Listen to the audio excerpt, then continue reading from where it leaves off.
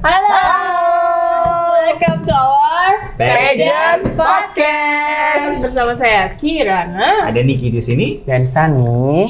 Biasa aja. Biasa aja, Kak. Saya luar biasa banget. Hari ini panas sekali, saudara. Loh, Semarang rasanya kayak lagi ada di penggorengan ini. Gila, sampai saya pakai piyama ini. Iya, Datang ke haradang sini. ya. Haradang. Adang pisan. Oke, balik lagi di Pageant Podcast. Kita ketemu sama Salah satu orang yang mungkin ini pageantnya mungkin belum banyak yang kenal. Iya, Ya. termasuk baru. Baru banget ya. Tapi dia udah salah satu pemenangnya nih. Yes. Oke, winner ya. Nah, Di gitu. nasional udah. Salah satu winnernya kan itu ada dua ya, Kak. Kan ini cowok cewek ya. Oh iya, Ini kita pasangan ya. mendatangkan yang cowoknya kali ini. Kemarin sebenarnya namanya juga sempat kita singgung sih, udah pernah sempet. Waktu Kalau zamannya kalian Mas Gideon ya. Gideon, Nah, iya. kalau teman-teman ingat, inilah jeng Iya. jeng. College. Halo. Sampai aku ngomongin Iya. college. So Inggris Ada gitu. kolahnya ya. Accent College. English Cinta Laura. Inggris. Tapi Oke. asik tau ngomong kayak gitu. Kolis, perkenalan dulu sama teman-teman di Pageant Podcast. Monggo. Ya, halo saya Nurholis. Saat ini saya berusia 25 tahun.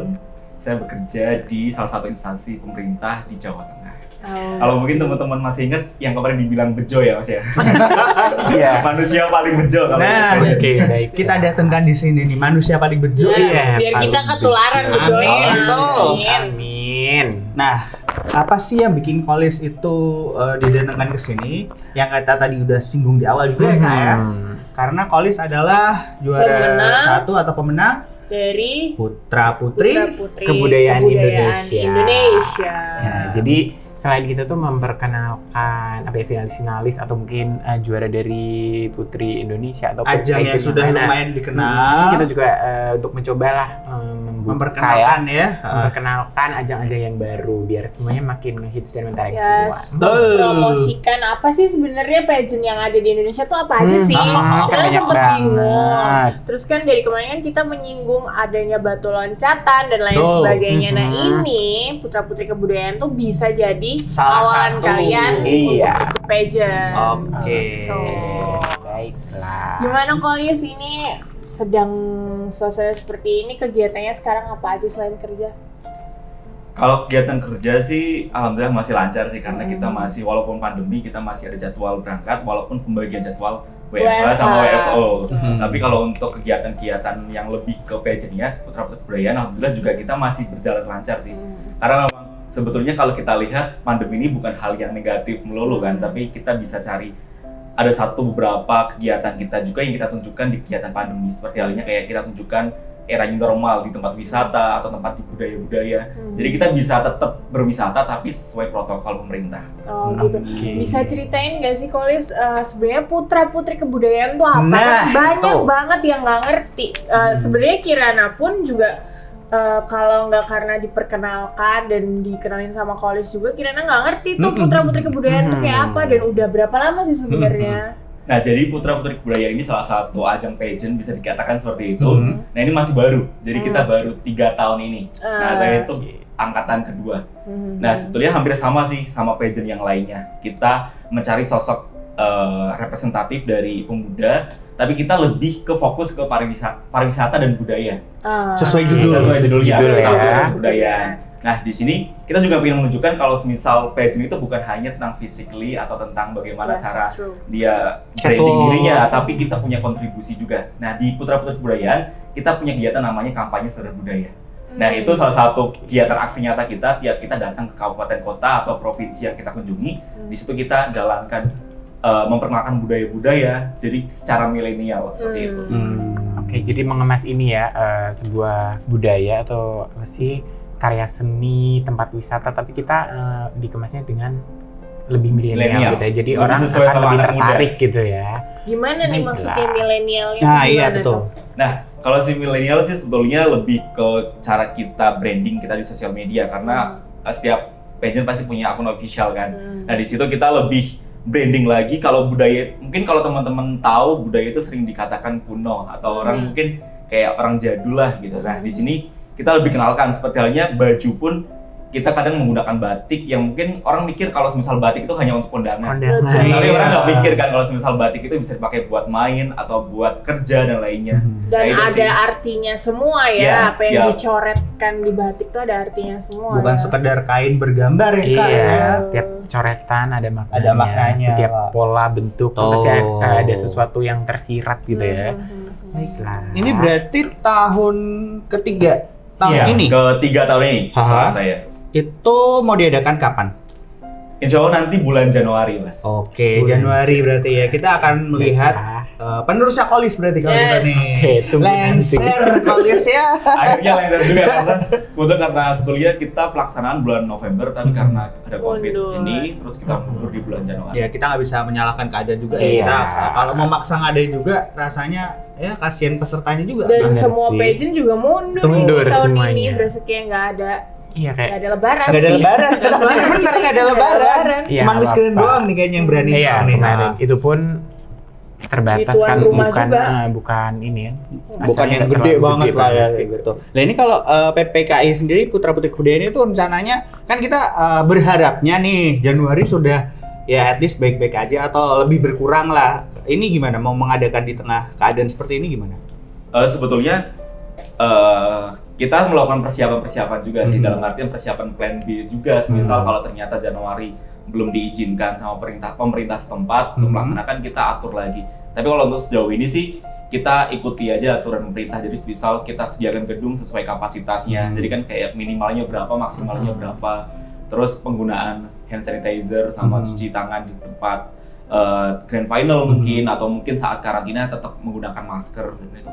Itu Bisa kita sudah sediakan. kepikiran buat di luar gitu nggak sih? Kan memang kalau disarankan sekarang buat Outdoor ya? iya, Outdoor. buat di outdoor kan itu bisa jadi kayak solusi Opsi, juga ya? sih, opsi lain. Oh bener kayak kata Bu Tejo, solutif. Solutif. Nah, Oke. sing solutif. Iya, kalau Yang di apa salut. namanya di istilahnya kalau mengadakan acara tuh memang ada itunya.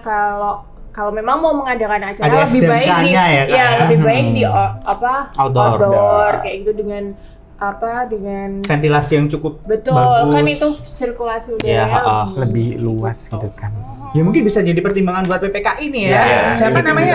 Itu ya Tara ya kalau nggak saya. Iya, Tara Satria. tuh bisa dipertimbangkan tuh saran dari Oke. Ibu Kira Yes. atau Ibu Juri Catwalk. Nah, Oh bisa juga sih, bisa juga. bisa. buat ngelatih juga bisa. Nah, Komplit ya Mas ya. Iya. Kita mah punya kelebihan masing-masing di Nah. sini, makanya kita jadi host. Tolong ya, Oh. tolong. kita ada kelebihannya ya kalau butuh kontak nanti kita kasih kontak kok. Nah, balik lagi ke PPKI ya ini ya. Kita Iya. mau ngeliat gimana sih sepak terjang PPKI di tahun kedua dan karena ini Kolis baru menjabat ya. Iya, masih Berarti menjabat. kan masih menjabat. Nah, sampai tahun kedua tahunnya Kolis ini apa aja sih yang udah dilakukan so far ini? Jadi selama aku menjabat mungkin dari bulan Agustus tahun lalu. Jadi aku Mhm. kepilih 2019. Setelah itu kita melakukan berbagai kegiatan. Mhm. Salah satunya sih kegiatan yang langsung terjun ke lapangan. Sepertinya kita datang ke Jember, kita datang ke Lampung, Mhm. ke Jakarta, Jogja, Semarang dan lainnya. Kita Cirebon. Cirebon juga. Jadi kita selain kampanye sadar budaya, kita datang ke tempat-tempat juga untuk menunjukkan kalau misalnya Indonesia tuh punya banyak sekali potensi. Mhm. Tapi kalau secara personal sih, alhamdulillah kemarin setelah aku menjabat jadi Putra Kebudayaan Indonesia, Mhm. kemarin kita dapat penghargaan dari Kemenpora. Oh, Dapat, untuk Kategori Pemuda Hebat Pemuda hebat. 2019. Nah itu langsung dikasih sama Kemenpora. Yes. Gitu. Kemarin itu berarti ini ya dari juara-juaranya yang dapat ya atau Iya, ada kita tambahan? 5 besar kita dapat semua. Top 5-nya dari PPKI. Ceritain deh, Kolis, gimana sih cara daftarnya, terus Nah. habis itu audisi dan Syaratnya. lain sebagainya, syaratnya Mhm. apa? Kemarin kan kita sama Mas Gideon kan juga dikasih tahu ya pengertian kalau di Duta Duta Wisata Wisata itu seperti seperti itu. apa, terus cara daftarnya gimana dan lain sebagainya biar teman-teman tuh tahu kayak gitu loh. Ya. Jadi sebetulnya kalau syarat utama sih mungkin untuk persyaratan administratif dan lainnya hampir sama sih. Jadi kayak mengumpulkan foto, mengumpulkan lainnya. Tapi kita lebih salah satu hal fokusnya kita pengen generasi muda yang benar-benar punya kontribusi Berbudaya. sih, berbudaya. Karena memang kalau kita lihat ajang yang lain banyak sekali mereka yang sebenarnya punya potensi tapi mereka kadang belum diarahkan ke hal-hal yang punya profit ke pemerintah dalam artian kayak budaya-budaya. Mereka mungkin ya setiap ajang sih punya kriteria masing-masing. Tapi kalau di PPKI mungkin lebih ke apa ya, kemampuan anaknya.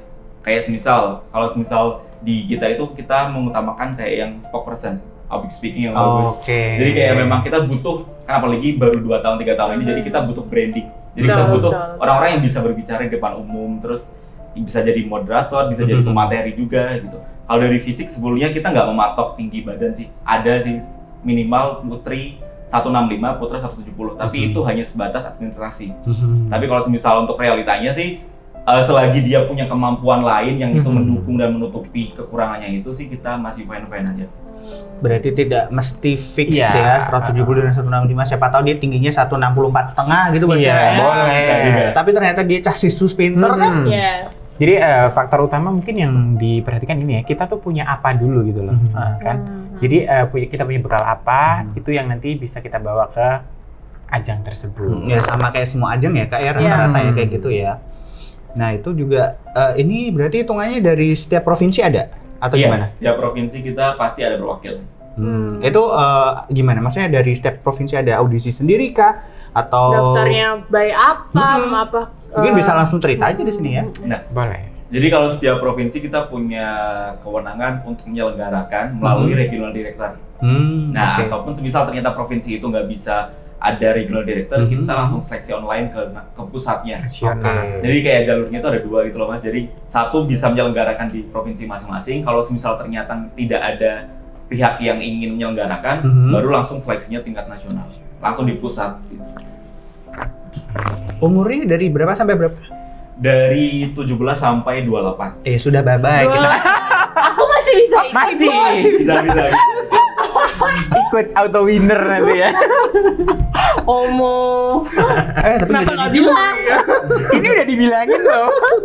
Masih ada pembukaan, boleh. Gile. Aduh. Parah. Oke.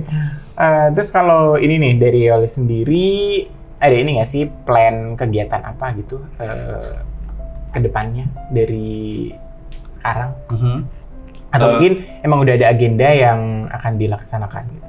Kalau agenda sih, kebetulan minggu depan kita mau ke Banyuwangi rencananya. Wow. Boleh ikut tidak? boleh. Jadi ke Banyuwangi. Butuh piknik banget kita.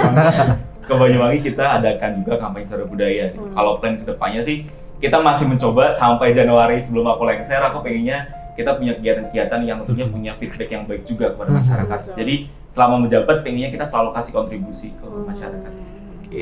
Karena kontribusi itu penting ya Kak. Iya. Buat apa jadi duta tapi nggak bisa kontribusi? Nggak ada apa-apa, cuman modal beli selempang mah bisa pesen ya kan.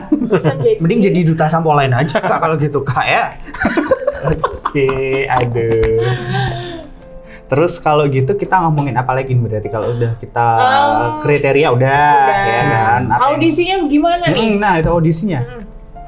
Kalau audisi kebetulan karena saya di Jawa Tengah, waktu itu aku ada handpick. Iya. Handpick. Dan tahu siapa yang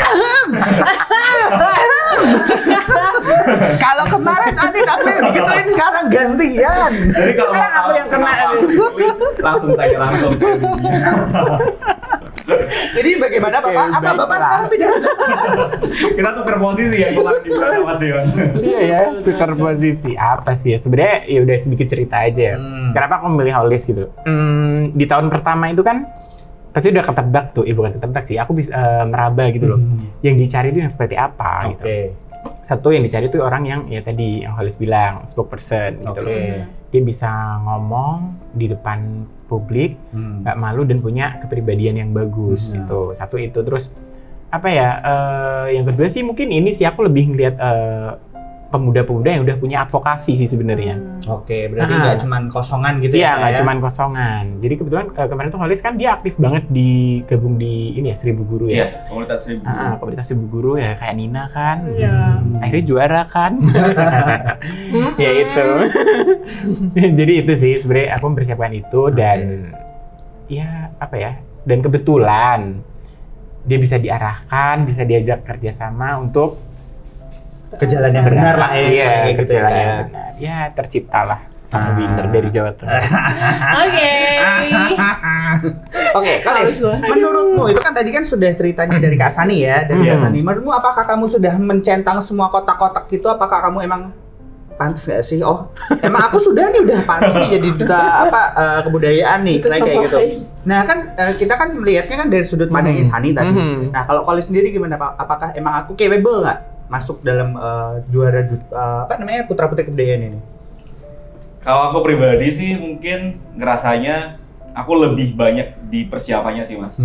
Jadi kayak misal tadi kata Mas Sani masalah advokasi. Jadi sebetulnya aku pertama kali ikut duta-duta itu kan waktu ikut duta wisata kan 2015. Setelah dari situ aku mulai mikir kayaknya duta wisata itu nggak cukup buat aku kedepannya gitu. Kalau mungkin duta wisata kita punya kontribusi di bidang pariwisata. Jadi di situ aku mulai mikir aku ngisi 2016, 17, 18 aku ngisi kayak kegiatan-kegiatan lain yang sekiranya bisa menunjang aku depannya gitu. Tapi waktu itu nggak ada gambaran buat ikut lagi di ajang nasional kan. Tapi waktu itu cuma mikir kayak yaudahlah aku punya aku bisa bermanfaat di mana gitu. Nah akhirnya aku gabung di komunitas 1000 guru.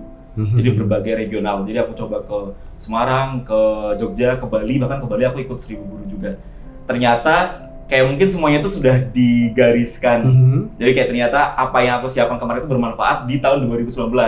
Jadi setelah Mas Sani handpick, terus alhamdulillah aku mulai ngerasa kayaknya ternyata juga ada garis besar yang sama juga setelah aku ikut 1000 guru. Itu kan lebih edukasi kan. Nah aku mikir kayaknya aku juga bisa ngedukasi anak-anak melalui edukasi pendidikan kebudayaan. Nah dari situ aku mulai mikir kayaknya oke nih aku bisa. Gayung bersambut lah istilahnya gitu ya.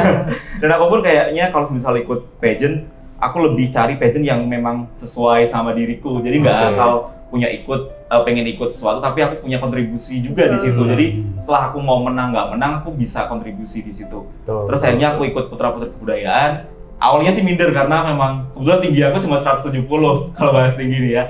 Kalau bahas tinggi aku sebenarnya 170 dibandingkan sama finalis lain, apalagi untuk ukuran putra 170 itu kan mepet kan. Jadi aku nyaris aja. Bahkan kalau misalnya di beberapa ajang kayak duta wisata lah gitu, banyak sekali ajang duta wisata yang dikurangi tingginya gitu kan, apalagi ini ajang nasional gitu. Tapi waktu itu aku cuma mikir kayak yaudahlah ini keinginanku juga, jadi aku mikir nggak ada salahnya buat nyoba kan. Kalau kita nggak nyoba juga kita nggak tahu hasilnya seperti apa kan. Jadi yang penting modalnya nekat, terus habis itu daftar, aku punya bekal, yang penting aku punya sesuatu yang aku bawa. Terus akhirnya karantina nggak ada kepikiran apa-apa sih. Sampai akhirnya ditentukan menang pun aku masih mikir layak enggak ya gitu. Apalagi dengan tinggi segini, aku mulai mikir orang bakal kok winnernya tingginya segini dan lainnya gitu kan. Cuman waktu itu kayak ya setelah aku menjabat aku buktikan dengan kegiatan-kegiatanku sih. Jadi aku buktikan kalau semisal tinggi bukan yang utama gitu. Dan aku pun mikir ketika aku menang itu nggak hanya buka pikiranku aja, tapi buka pikiran orang lain. Oh ternyata orang dengan tinggi 170 bisa menang juga gitu. Jadi aku bisa mewakili orang-orang gitu. Betul. Tinggi badan itu bukan masalah utama ya Kak ya. Karantinanya berapa lama tuh Kalis? 6 hari atau 7 hari? Seminggu ya. Seminggu. Di Jakarta. Di Jakarta. Ngapain aja tuh? Kalau hari pertama sih biasa registrasi, terus hari kedua kita photoshoot. Terus kalau di PPKI itu kebetulan ada presentasi kebudayaan. Jadi advokasi yang kita buat video profilnya dan lainnya, kita tampilkan di sana, kita presentasi. Terus setelah itu ada sesi hampir sama sih, ada deep interview, terus penampilan talent, terus traditional costume juga. Terus diakhiri di grand final, kebetulan kita di Kemenpar waktu itu grand finalnya.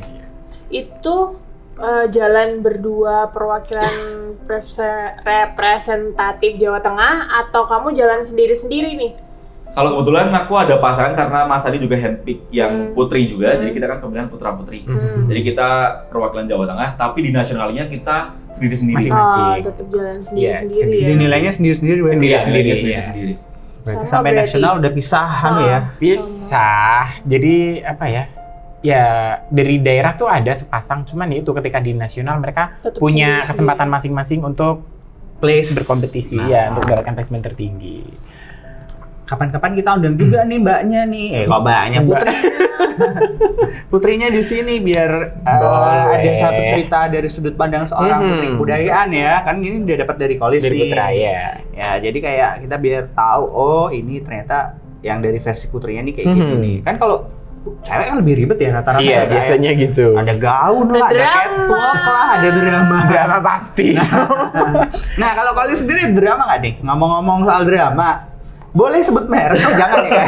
Boleh sebut merek untuk yang baik. Nah. Kan drama nggak melulu drama Betul. tentang kejahatan. Kejahatan berasanya kayak apa aja Kriminal, kejahatan. Sebenarnya kalau drama nggak ada sih yang aku rasain selama karantina kemarin. Kayak mungkin kalau misal denger kan ada beberapa orang kayak sampai sikut-sikutan sampai bener-bener apa ya menghilangkan barang orang lain gitu kan. Betul. Kalau yang cowok mungkin mainnya lebih santai sih mas. Jadi Oh, kayak oke. apa namanya kita hantam-hantaman itu atau presentasi. Jadi kayak ada suatu hal yang dikejutkan itu misal presentasi dia bawa produknya apa dan lainnya itu dia kayak mikir oh mentalnya kan jatuh gitu mas. Apalagi teman-teman yang mungkin dari segi mentalnya belum siap, mereka masih ngelihat saingannya yang lebih siap, lebih bahasa Inggrisnya lebih bagus atau yang apa udah mikir aduh udah saingannya udah berat itu sih. Jadi dramanya di ini ya, presentasi itu ya. Iya. Kalau untuk Oke. cowok Kalau untuk cowok nggak main cakar-cakaran kali ya, istilahnya kayak gitu lebih ya. halus. Ya. Mereka mah lebih halus. Biasanya gitu sih. Tapi ada nggak sih kayak salah Menonjol. satu atau apa yang dia tuh Ambisius. pengen ambisius banget, pengen menonjol Pasti banget ada gitu sih mas, pasti ada sih. Kayak mungkin beberapa sesi kayak misal kita lagi kelas atau apa tanya jawab, mereka kayak nggak ngasih kesempatan ke teman-temannya. Mungkin itu aku rasakan juga di waktu duta wisata. Jadi mungkin untuk tingkat kabupaten kota aja udah kayak gitu. kelihatan gitu. Ah. Apalagi untuk tingkat nasional yang mungkin pressure sama tanggung jawabnya lebih besar di masing-masing. Tapi kalau Lis merasa terintimidasi nggak dengan orang-orang kayak gitu? Kalau boleh jujur, enggak sih. Nggak, Enggak. pede ini. Enggak sih. Aku lebih Soalnya fokus berpengalaman udahan, Iya. udah ikut duta wisata kan. duta wisata juga. Jadi aku lebih fokus ke diriku sendiri sih. Karena kebetulan sebelum ikut duta wisata aku pernah ikut kayak duta kampus gitu. Jadi mungkin itu tingkatnya jurusan. Bahkan waktu itu aku dapat pertanyaan karena aku emang kurang menguasai bahasa Inggris kan. Oke. Jadi maksudnya nggak terlalu lancar banget bahasa Inggris. Dan waktu itu waktu grand final aku dapat pertanyaan bahasa Inggris dan aku nggak tahu artinya. Waduh. Wah. Jadi Udah bisa buka Google Translate. bahkan sampai diulangi 3 kali sama jurinya. Dan Tapi akhirnya itu kerjain. ditranslate pakai bahasa Indonesia. Baru aku jawab. Waduh. Jadi dari situ aku belajar sih kayak Ini pas di duta wisata. Enggak. berarti? Duta Enggak, kampus, kampus. Oke. Tapi alhamdulillah kalau sampai duta wisata pertanyaannya pakai bahasa Indonesia sih. Jadi Aman Dan ya. lebih siap juga pasti, Lebih siap, karena jadi pernah kayak- salah. kayak lebih jadi sebetulnya kalau ikut pageant kita lebih menyiapkan diri kita sendiri sih, fokus diri sendiri. Kalau misal kamu ngerasa kamu udah Kurangnya di siap mana? semua, iya, dan kamu pun harus tahu kelebihan dan kekurangannya. Jadi ketika kamu action di sana, kamu udah tahu oh ya, aku harus cari di sesinya ini, aku harus Yang lemah di mana diperbaiki, Iya, istilahnya kayak gitu ya. gitu. Ya bener sih. Iya. Iya harus gitu. Kalau udah terjun ya siapin diri, Iya, mental dan kalau lain kita nggak punya sebagainya. senjata gimana kan? Betul.